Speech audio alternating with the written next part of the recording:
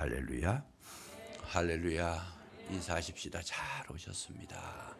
최고의 복된 자리에 오셨습니다. 최고의 은혜 자리에 오셨습니다.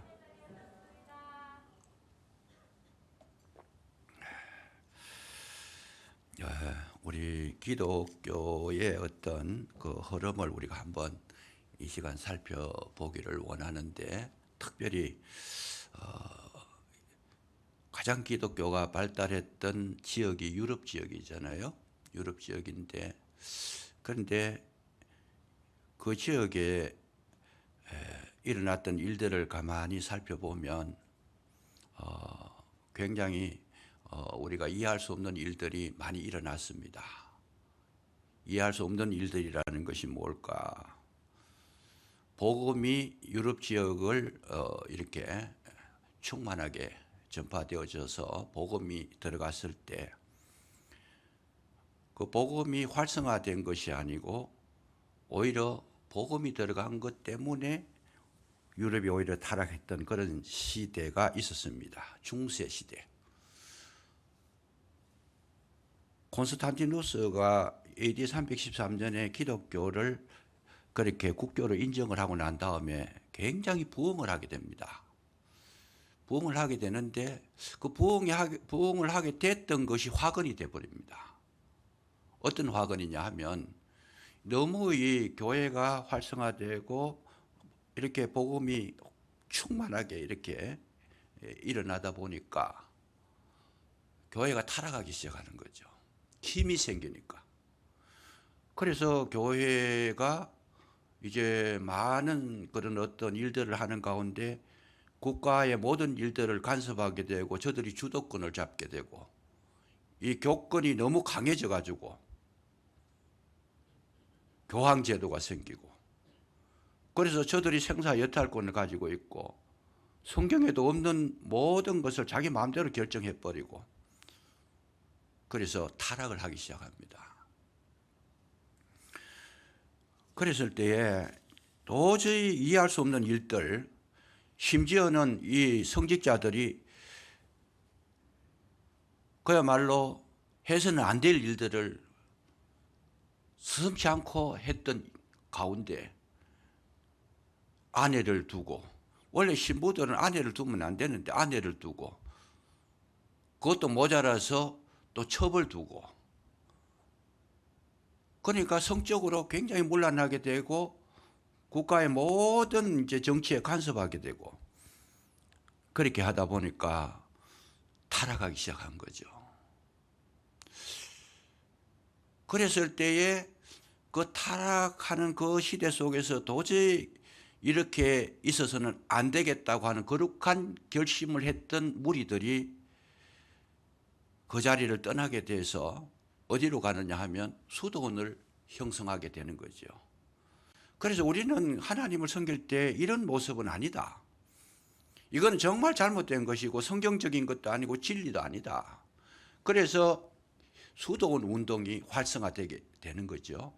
그래서 우리가 이제 그리스나 뭐 터키를 지나가지고 그쪽으로 지나가게 되면 지금도 그 수도원에 많은 어떤 흔적들이 남아 있습니다.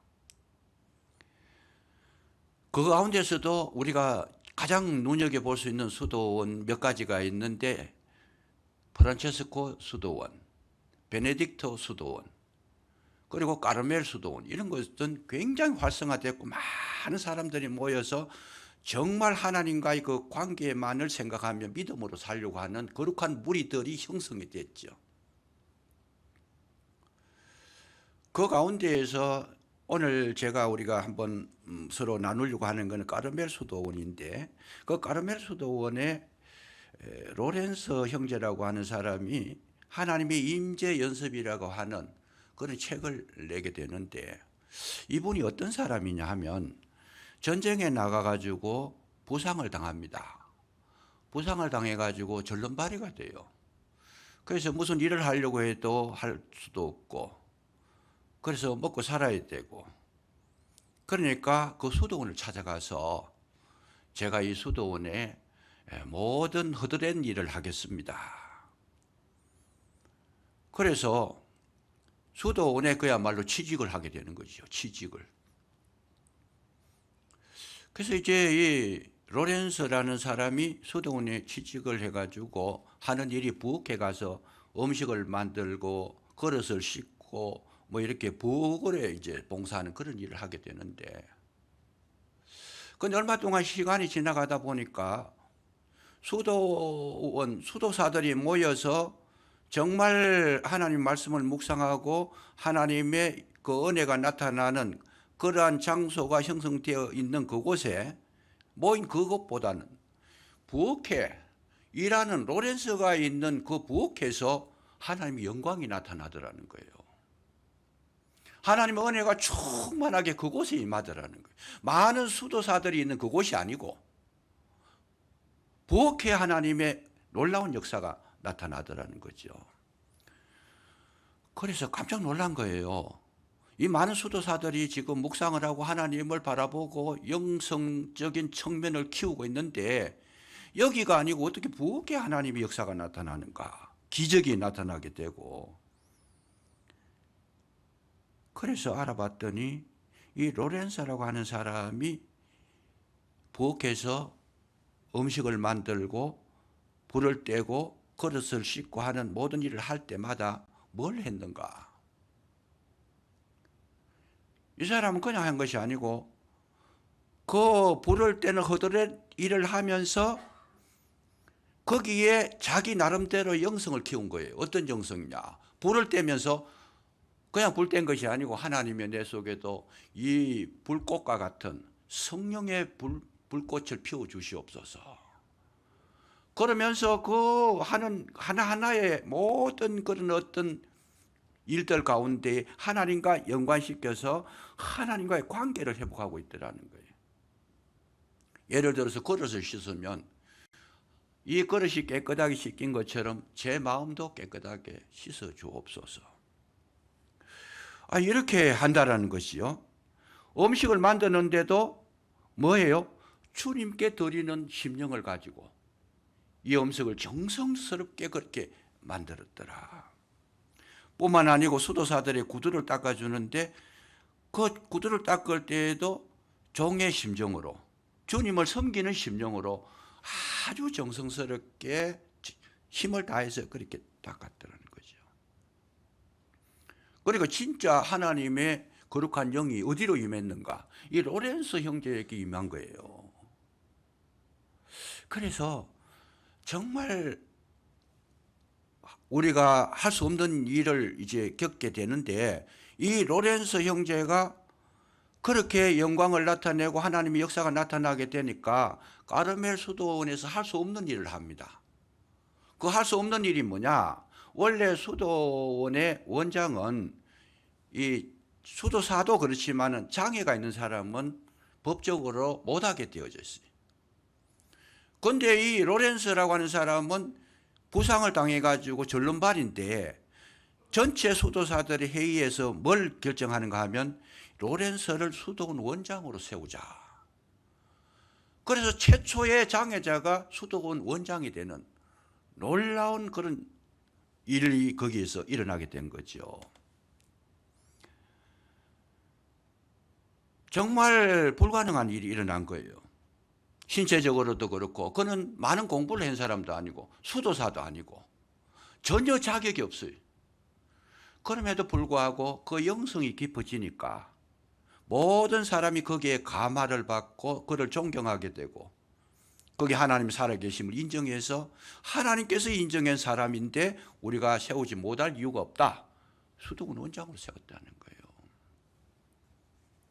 오늘 우리에게 있어서 정말 필요한 거, 이 시대가 이 시대 어두운 시대라고 하지만은 이 어두운 시대에 우리가 살아갈 수 있는 그 비결이 뭔가?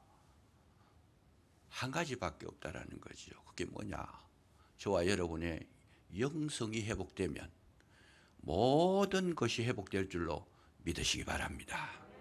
이 시대가 어둡다고 하는데 어두운 게 문제가 아니고 우리의 영성이 없다는 데 문제가 있다는 거예요. 세상이 타락됐다는 것인데 그 타락됐다는 게 문제가 아니고 우리가 그리스도의 사람이 되지 못한 것이 문제였다. 올 세상을 탓할 것이 아니고 교회가 교회의 빛을 잃었을 때 그게 문제가 됐다라는 거예요. 정말 중요한 것은 뭐냐? 하나님의 사람이 되고 하나님을 바라보며 그리스도의 영으로 우리를 충만하게 채워내면 어디에 있든지 하나님께서 그와 함께 하시는데 어떻게 하시느냐? 형통하게 하실 줄로 믿으시기 바랍니다. 오늘 이 3절을 보시면 여러분 유념해서 한번 보셔야 됩니다. 제가 한번 봉독을 하겠습니다. 그는 시냇가에 심은 나무가 철을 따라 희재를 따라 그 말이죠. 열매를 맺으며 그 잎사귀가 마르지 아니함 같으니 그가 하는 모든 일이 다 형통하리로다. 시냇가에 심은 나무가 철을 따라 열매를 맺는다. 그리고 잎사귀가 마르지 아니한다. 여기도 깊은 뜻이 있어요. 나중에 계시록에 가면 새 예루살렘 성에도 열매를 맺고 생명나무가 있어 12가지 생명나무가 있어가지고 열매를 맺고 그 잎사귀가 마르지 아니함 같다 그랬는데 그 잎사귀가 왜 나왔을까? 잎사귀는 치료를 이야기하는 거예요. 열매는 우리 양식을 이야기하는 거고. 그러니까 모든 우리 삶에 강건함이 있어서 그가 행하는 모든 일에도 형통함이 있더라. 형통함이라는 것은 막힘이 없다라는 거예요. 막힘이 없다.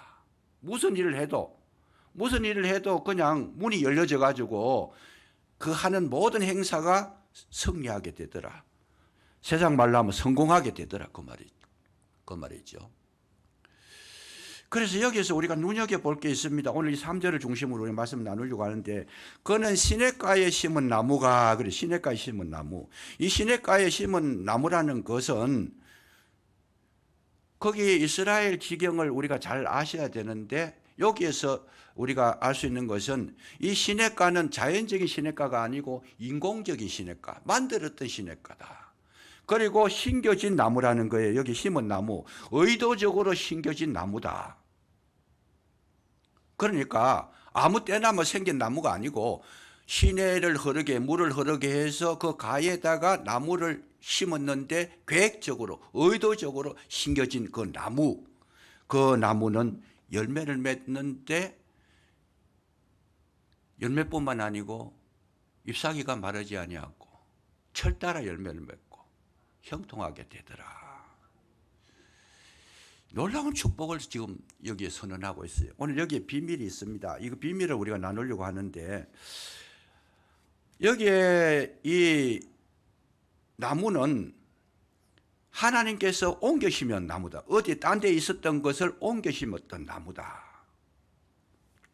아브라함을 하나님께서 갈대아 우르에 잘 살던 사람, 갈대아 우르가 그 당시에는 바벨론 지역인데 최고로 부강한 나라고 경제적이고 모든 문화적으로 부강한 나라고 잘 사는 나라, 거기에서 살던 아브라함을 하나님께서 부르셔서 뭐라고 하셔요? 내가 네게 지시할 땅으로 가라. 그래서 그 잘 살던 아브라함을 뽑으셔가지고 어디에다 심었느냐? 가나안에다가 심었다는 거예요. 가나안. 옮겨 심었다. 이스라엘 백성이 애굽에서 살아갈 때에 그 애굽에서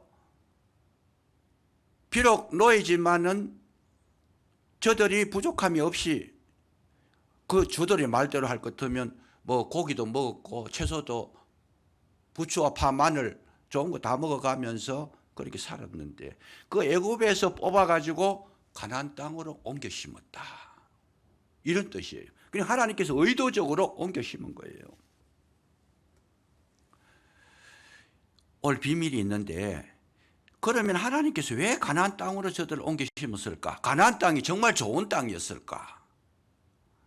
실질적으로 이 이스라엘을 가보면 정말 이런 땅, 물론 성경에는 거기는 젖과 꿀이 흐르는 땅이고 뭐 이스라엘 가데스 바네아에서 정탐꾼이 들어가 정탐을 해보니까 포도송이가 너무 커가지고 이 막대기에 깨어가 두 사람이 메고 가더라. 그럼 굉장히 좋은 땅으로 설명이 되지만은 실제로 이 가나안 땅을 우리가 확실하게 우리가 알아보면 가나안 땅이라는 땅은 그런 땅이 아니라는 거예요.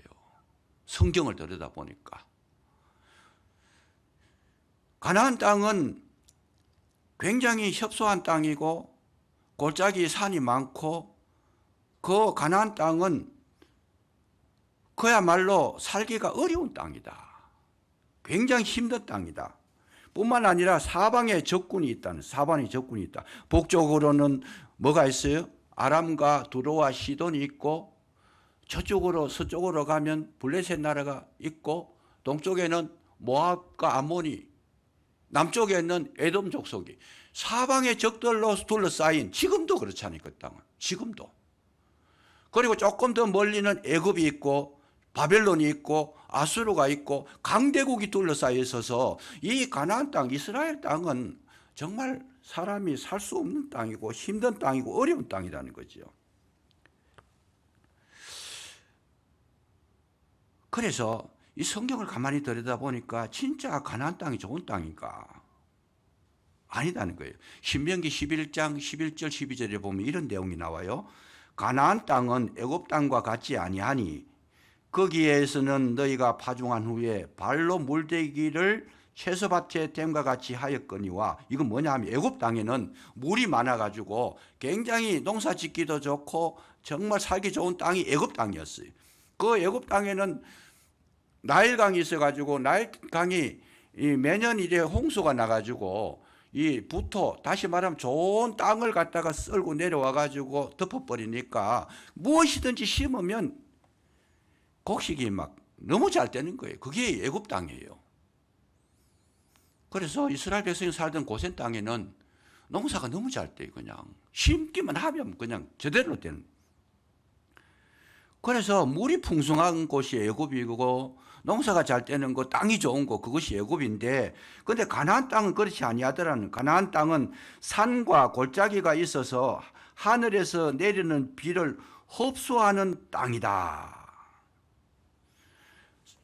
하늘에서 비가 내리는데 그 비를 흡수하는 땅이라는 거예요. 가나안 땅은. 이 말의 뜻이 뭐냐? 비가 내렸는데 빗물을 흡수하는 땅이다. 그러니까 빗물이 땅속으로 금방 들어가 버리고 그냥 사막 같은 땅이라는 거예요. 흡수하는 땅이다. 그래서 이 땅은 농사를 지을 수 있는 땅이 아니에요.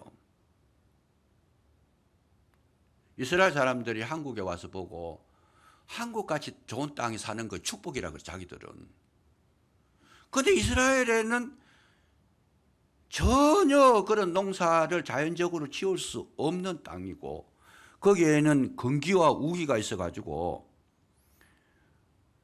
그거를 때를 따라서 건기와 우기에 비를 주셔야 곡식을 심고 비가 와야 열매를 맺어 익어서 거두게 추수를 하게 되는데 하늘에서 비를 안 내려주면 농사를 못 짓는 땅이 가나안 땅이라는 거예요. 그러니까 우리가 성경에서 읽어볼 때 성경은 한 부분만 볼 것이 아니고 전체적으로 보면 가나안 땅은 어떤 땅이냐? 쓸모없는 땅이다. 쓸모없는 땅이다. 그런데 그 쓸모없는 땅에 하나님께서 왜 모든 사람을 불러서 거기로 모아들이게 했을까? 사방에 적이 있는 땅이고 농사도 안 되는 땅이고 그야말로 인간이 살기가 힘든 그 땅인데 하나님께서 왜 그렇게 옮겨 심었을까? 이게 이제 저와 여러분에게 주시는 놀라운 메시지요. 거기에 비밀이라는 거예요. 그게 뭐냐? 오늘 우리가 살아갈 때에 애굽에 사는 사람이 있고 이스라엘 가나안 땅에 사는 사람이 있어요. 우리가 찬송을 하면서도 장례식에 가면 뭘 이야기합니까? 며칠 후 요단강 건너가 만나는, 요단강 건너면 가나안 땅이잖아요. 그런데 그 가나안 땅에 들어가면 전부 다 거기가 하늘나라고 거기가 좋은 곳이고 거기가 뭐 축복된 땅이고 뭐 이런 개념으로 그 찬송을 불러요. 그런데 사실은 모르고 그걸 부르는 거예요. 좋지 않은 땅이다. 힘드는 땅이다. 어려운 땅이다.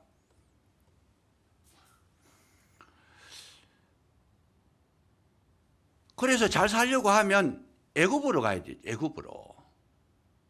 나일 강가에 가가지고 땅만 있으면 그거는 뭐 살기가 쉬운 땅이에요.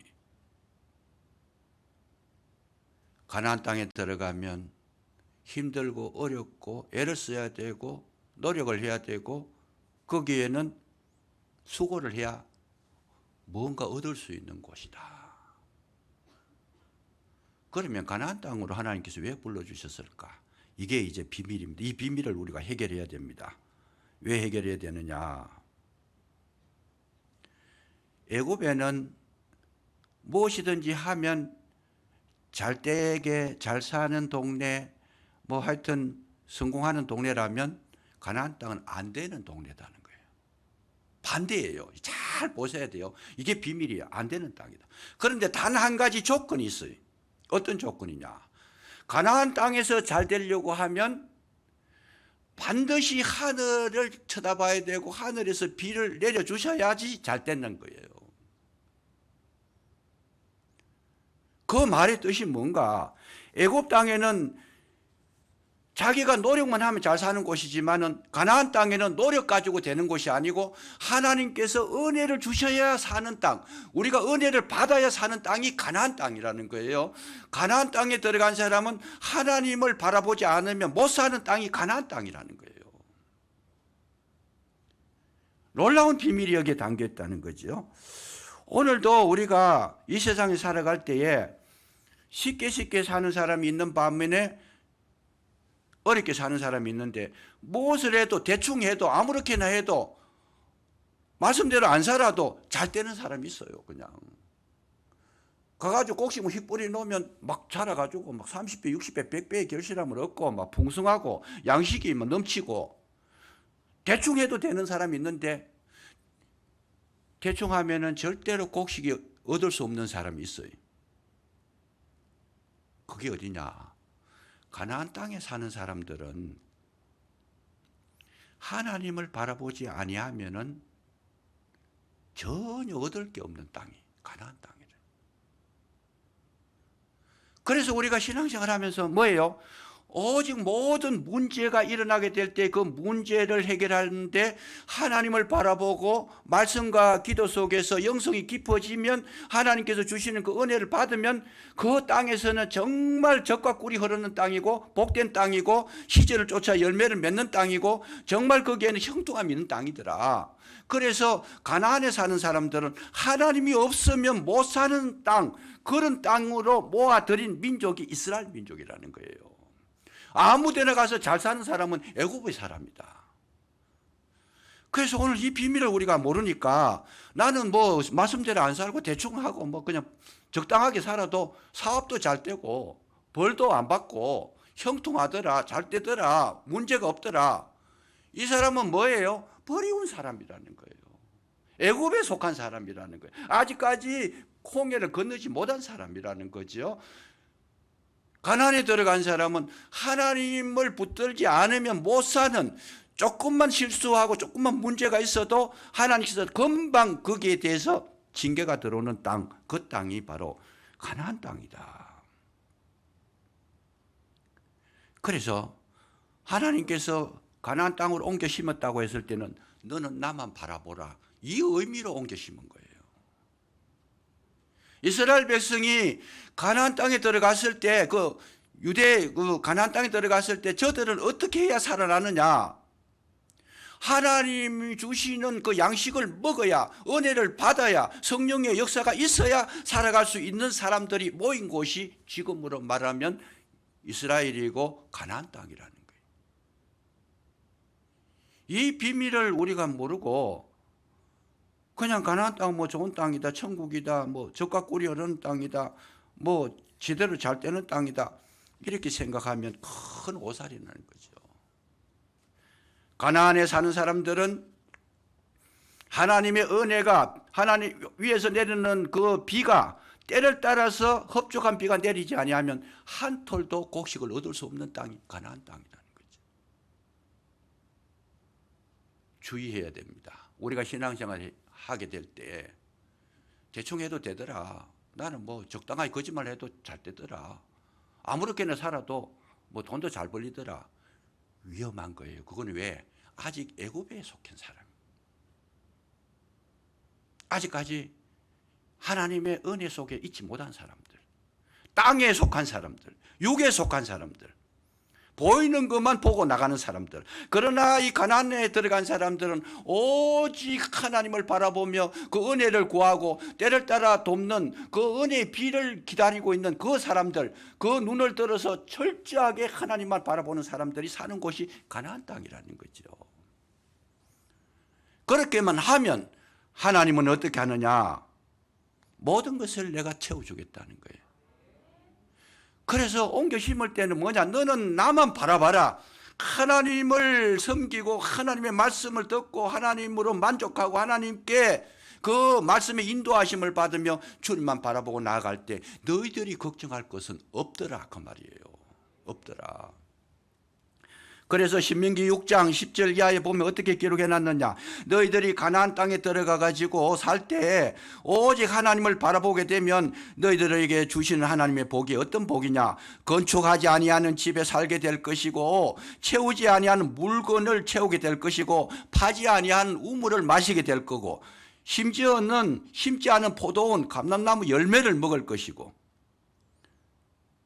너희들은 풍성한 은혜를 경험하며 살아갈 것이다. 오직 주님을 바라보며 그 주님으로 우리 심령을 채웠을 때에 로렌스 형제처럼 필요한 것을 하나님께서 완전 무결하게 다 채워주시는데 부족함이 없게 하겠다는 거죠. 형통하게 하겠다는 거예요. 이 비밀을 우리가 발견하지 못하니까 우리는 지금 하나님 앞에 나와서 예배하고 믿음으로 살고 말씀을 읽고 정말 하나님 은혜를 사모하는 그런 마음을 우리가 가지지를 못하는 큰 실수를 범하는 거예요. 왜? 그래도 잘 되니까. 주일 안 지켜도 잘 되고 기도 안 해도 잘 되고 거짓말해도 잘 되고 엉터리로 살아도 잘 되고 육신적으로 잘 되는 거 물론 뭐 안 되는 것보다 나을 수도 있는데 그게 형벌이라는 거예요. 왜? 하나님 없이도 살아가는 사람이 돼버리면 그 마음 가운데에 어둠의 그림자가 비치게 되고 장악하고 자리를 잡아서 그 마음이 점점 굳어지고 그야말로 형통함이 오는 것이 아니고 사망의 그림자가 그에게 드리우지게 되는 것이다. 정말 불행한 일이라는 거죠. 그런 사람들은 하나님을 의식하지 않습니다. 사람을 바라봅니다. 사람을 의지합니다. 사람의 육신적인 그 생각만 가지고 물질적인 것만 가지고 그만 바라보고 살아가는데 예레미야 17장 5절에 보면 이렇게 기록합니다. 무릇 사람을 믿으며 육신으로 그의 힘을 삼고 마음이 여호와께서 떠난 그 사람은 저주를 받을 것이다. 육신적으로 풍성한 거 그것이 믿고 살아가는 사람은 이미 하나님의 그 은혜 밖에 갈로 밖에 내친 사람이기 때문에 그게 불행하다는 거예요. 불행하다. 안 돼야 되는데 믿음으로 살지 않으면 안 돼야 되는데 믿음으로 살지 않아도 잘 된다. 그건 이미 마음이 무너지고 하나님과 관계가 끊어진 자라는 거예요. 7절에는 보면 이런 말씀합니다. 무릇 여호와를 의지하여 여호와를 의뢰하는 그 사람은 복을 받을 것이라. 그는 물가에 심겨진 나무가 뿌리를 강변에 뻗치고 더위가 올지라도 두려워하지 아니하며 그 잎이 청청하여 결실에 그치지 아니함이 있을 것이다. 하나님을 섬기고 하나님 말씀을 따라가고 믿음으로 살아가는 사람은 하나님께서 물가에 심어진 나무가 뿌리를 강변에 뻗쳐서 더위가 올지라도 두려워하지 아니하며 그 잎이 청청하여 결실을 얻는다는 거죠. 이게 무슨 말씀이냐? 하나님의 사람이 되면 정말 영성으로 채워져서 주님을 바라보고 믿음으로 사는 사람이 되면 물가에 심겨진 나무와 같아가지고 더위가 올지라도 그 더위 때문에 뭐예요? 해를 입지 않는다는 거예요. 문제가 생겨도 그 문제가 유익이 되면 되지 해가 되지 않는다는 거예요. 우리가 신앙생활 할 때 믿음으로 살았는데도 어려움이 왔더라. 문제가 생겨요. 문제가 생겼는데 믿음으로 사는 사람에게 오는 그 문제는 어떤 의미로 오는 거냐? 정말 믿음으로 영적으로 깨어나서 하나님 붙들고 사는 사람에게 오는 문제는 뿌리를 내리게 하는 문제라는 거예요. 더위가 올지라도 두려워하지 아니하다. 오히려 그 잎이 청청하다. 왜 그래요? 더위가 와가지고 문제가 와가 환란이 와가 어려움이 와가지고 괴로운데 그 시간이 믿음 있는 사람에게는 그 시간이 실망의 시간이 아니고 어떤 시간이에요? 뿌리를 내리는 시간이라는 거예요. 뿌리를. 그러니까 모든 작물들이 다 타 죽는데 정말 영성이 깊은 하나님을 바라보는 사람들에게 있어서는 그 환란과 공고와 그 문제들이 오히려 나에게 깊은 뿌리를 내리게 해서 그 더위가 유익하게 하다. 그 뿌리에 물이 마르지 않고 깊은 땅 속에서 흘러오는 샘물을 마시니까 뭐예요? 그 더위가 오히려 유익하다는 거예요. 더위가 왜? 열매가 열렸는데 더위가 오니까 그 열매가 알곡이 되어버리는 이런 은혜가 있으시기를 주의 이름으로 축복합니다. 믿음 있는 사람들에게는 모든 것이 축복이 되고 은혜가 되고 거기에 의미를 깨닫고 나면 그것이 우리 삶의 밑거름이 되어서 하나님이 역사하시는데 형통함으로 이끌어 가시더라는 거예요. 좋은 것도 좋은 것이지만 어려운 것도 좋은 것이 되고 문제도 좋은 것이 되고 질병도 우리에게 축복이 되고 그가 걸어가는 모든 길에 시온의 대로가 열려지게 될 줄로 믿으시기 바랍니다. 그거 하려고 가나안 땅으로 데려가신 거예요. 그거 하려고. 간단한 거죠. 우리가 세상에 살아갈 때에 모든 생물들, 동물들, 살아있는 것, 쉽게 말해서 살아있는 것은 물이 없으면 못 살아가는 거죠. 우리 영적으로도 이 물을 뭘 상징해요? 예수 그리스도는 생수로 오신 분이네. 내가 주는 물을 마시는 자는 영원히 목마르지 아니하리라. 주님으로부터 내려오는 물을 가슴에 받아서 늘 그 생수 안에 살아가는 분들은 어떤 어려움이 문제가 와도 그는 생명을 잃지 않게 되는데 마음속에 그리스도가 없고 영성이 약화되고 정말 그 마음속에 사막이 되어버리면 어떻게 되겠어요? 생명이 자라지를 못하는 거죠. 내 마음이 점점 쓸쓸해지고 예수님을 믿는데도 신앙생활 하는데도 점점 외로워지고 우울증에 걸리고 사막화가 되고 내 마음이 더 강팍해지고 뭐 내가 더 그렇게 마음이 굳어지는 거는 왜 그러냐? 물 없으면 사막이에요. 물 없으면. 사막이 왜 사막 되느냐 물어보니까 비가 안 와서 사막 됐대요. 그냥. 오늘 우리가 하나님의 은혜를 받지 않으면 내 심정이 사막화가 되는데 사막이 되면 사막에는요 그분들의 이야기를 내가 사막에 가서 이야기 들어보니까 사막에는 모든 게 일반 세상하고 다르다는 거예요. 어떤 게 다르냐? 뱀이 있는데 사막에도 뱀이 있어요.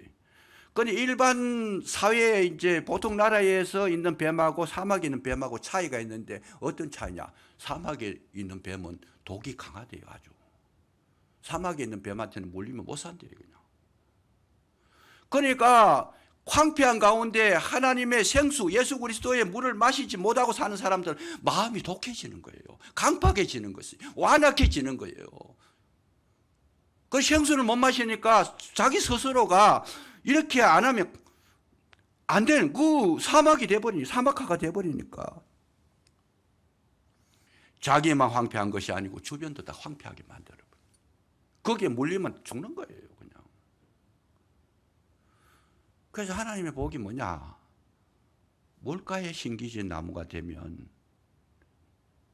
희재를 쫓아 열매를 맺는데 나무가 열매를 맺었을 때 그 열매를 먹는 자가 복이 있다. 다시 말하면 나무가 자랐을 때 열매를 맺는데 그 열매는 뭐냐? 유익하게 하기 위해서 열매를 맺는. 주변도 살린다는 거예요. 주변도. 그래서 하나님의 사람, 믿음으로 사는 사람들은 그 사람도 중요하지만은 그 사람 주변에 있는 사람들에게도 열매를 나누어 줄 수 있는 복된 축복의 주인공이 되도록 하나님께서 그렇게 만들어 주신다는 거죠. 잎사귀가 마르지 아니한다. 그 잎사귀에는 뭐겠어요? 많은 사람들의 심령을 위로하고 치료하고 생명을 살리고 풍성하게 하는 역할을 하는 것이 그 잎사귀의 역할이다. 그래서 우리가 살아갈 때 나로 말미암아 많은 사람에게 복을 나누어 주는 사람이 있는 반면에 모든 다른 사람들에게 무너지게 하고 아프게 하고 강팍하게 하고 괴롭게 만드는 그런 사람도 있다라는 거예요. 그래서 우리는 뭘 해야 돼요? 잘 만나야 돼, 사람을. 은혜 있는 사람 만나고 성령 충만한 사람 만나고, 이게 복이에요. 정말 생명 있는 사람, 물이 풍성한 사람을 만나면 그 혜택을 볼 수 있는데, 이런 것이 없이 정말 자기 힘으로, 자기 의지로, 자기 노력으로, 인간적인 육신의 힘으로 살아가려고 하는 사람들, 사막화된 사람들과 살면 자기도 다 잃어버리는 거죠. 빼앗기는 거예요. 가장 불행한 것이다. 정말 하나님의 은혜 속에 사는 사람들은 영성이 깊어지는데, 그 영성이 깊어진 사람들에게는 뭐래요? 모든 것을 하나님께서 부족함이 없이 채워주실 줄로 믿으시기 바랍니다. 이것을 예수님께서 말씀하실 때는 마태복음 6장 33절에 딱 한 줄로 기록합니다. 뭐라고요? 너희는 먼저 그 나라와 그 의를 구하라. 그리하면 이 모든 것을 너희에게 더하라. 이 모든 것이 뭐겠어요? 우리에게 필요한 거, 가져야 될 거, 있어야 될 거. 이 모든 것은 누가 먼저 알아요? 주님께서 먼저 아실 줄로 믿으시기 바랍니다. 주님은 내가 필요한 건 나보다 먼저 아세요. 내 몸에 영양소가 뭐가 부족한지 주님이 아시고, 그거 먹고 싶은 마음 가지게 하고, 또 그 먹고 싶은 거를 먹게 하시고, 나도 모르는데 내가 내 몸에 비타민 D가 A가 뭔지는 몰라요. 그 주님이 아시고 그거를 공급해 주시고, 그걸 먹고 싶어 하게 하시고, 그걸 또 채워 주시고. 누가? 주님이 채워 주신다니. 주님. 정말 중요한 겁니다. 정말 중요합니다. 그 나라와 그 의는 주님과의 관계를 말하는 겁니다. 로렌서처럼 정말 주님을 붙들면서, 주님을 생각하면서 24시간 동안 주님을 가슴속에 채워서 무슨 일을 하든지 주님과의 관계를 회복하고, 그거를 기억하고 그것을 이루기 위해서 힘쓰고 애쓰고 노력한다라면 나머지 문제는 우리가 염려할 게 아니라는 거죠. 이 성경을 읽어보니까 하나님께서 허락하지 아니하시면 파수꾼의 경성함이 허사로다. 우리 아무리 노력해도 그 노력하는 것이 우리에게 유익이 안 됐다는 거예요. 내가 노력해가지고 돈을 많이 벌었잖아요. 주님이 없이 돈을 많이 벌면 해가 돼요. 왜요? 돈이 많으니까 교만해지잖아요. 악이 돼버리는 거예요. 주님 없는 풍성함, 주님 없는 성공은, 그 성공 자체가, 풍성함 자체가 오히려 내게 저주가 돼버리는 거예요. 그러나 우리는 주님과의 관계를 튼실하게 해서 정말 주님 가시는 곳에 나도 가고, 주님의 생각이 내 생각이고, 주님의 말씀이 나의 말씀이 되고, 이렇게 하시면 우리 남은 생애는, 여러분, 코로나가 문제가 아닙니다. 코로나는 이 세상 사람 안 겪는 사람이 없어 다 있어요. 코로나가 문제가 아니고 주님과 나와의 영적인 관계가 회복되지 못한 것이 문제라는 거예요. 정말 주님을 바라보는 자들에게는 코로나도 유익하다라는 거죠. 핍박과 환난도 우리에게 유익이 된다는 거지. 이 은혜를 가진 사람들은 막힘이 없습니다. 무슨 일을 하게 돼도 형통하게 될 줄로 믿으시고 승리하시기를 주의 이름으로 축원합니다. 기도하겠습니다. 감사합니다. 시냇가에 심은 나무가 철을 따라 열매를 맺으며 그 잎사귀가 마르지 아니함 같다 하셨사오니, 진정으로 오직 주님을 바라보게 하시고 주의 영으로 충만하게 채우시고 생수 대신 예수님을 마시게 하셔서 이 땅에 사는 날 동안 염려와 근심과 걱정보다는 늘 하나님을 찬양하며 기뻐하며 즐거워하며 풍성한 은혜를 누리며 살아갈 수 있는 우리 모두가 되게 해주시기를 간절히 기도하고 원하오니 함께하여 주시옵소서. 시냇가에 심은 나무가 되게 하셔서 우리가 살아가는 데에 참으로 부족함이 없고 늘 충만함으로 채우사 기쁨이 있게 해 주시옵소서. 예수님 이름으로 감사기도 드리옵나이다. 아멘.